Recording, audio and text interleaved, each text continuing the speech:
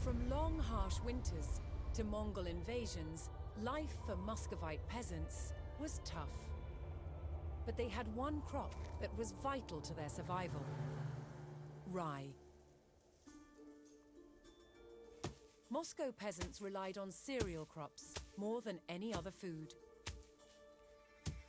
To separate the grain from the straw, cereals had to be threshed with a flail. This tool could also be repurposed for battle. When the Grand Prince called upon peasants to serve in the army, they would have become armed with their tools of the trade, their pitchforks and their pikes, but chief amongst their weapons would be the flail. Farming crops in a land that was covered in snow for 6 months of the year was challenging. But rye was one crop that was particularly adapted to the extreme Moscow climate. The thing about rye is it's incredibly hardy. If you can sow it in autumn, it'll grow through the winter months, even with a covering of snow on the ground. Now, Russia is famous for its long, cold winters, but it also gets very hot and dry summers, and it's in those drought conditions that rye also thrives. And it's for that reason that a majority of Moscow peasants were growing this stuff. But they didn't get to keep all of their crop. The largest rye grains were given to the Grand Princes as tax, while the rest would be used to make bread or malted to make a nourishing, non-alcoholic drink, Kvass.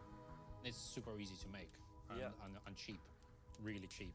It's great for helping tired muscles recover, and it's just quite refreshing, and also helps control infections. Muscovite soldiers drank Kvass as part of their daily rations. It's made by first adding ground malted rye to boiling water. After cooling, yeast culture is added, causing the mixture to ferment. This kills off any germs in the water.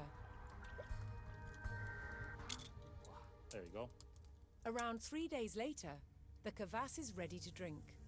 The bubbles are really starting to come up now. Yeah. Just the yeast doing its work.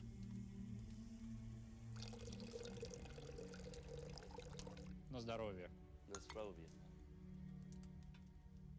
What are the special qualities of this drink, then? It's essentially a probiotic drink. It has a lot of B vitamins, and it has lactic acid, which is great for recovering from hard labor. It's kind of an ideal sports drink, really. And with rye so easy to grow, you can see how this was the sort of saviour, if you like, of the Moscow peasantry. The hardiness and versatility of rye was a lifesaver to Muscovites, both for peasants at home and soldiers on campaign.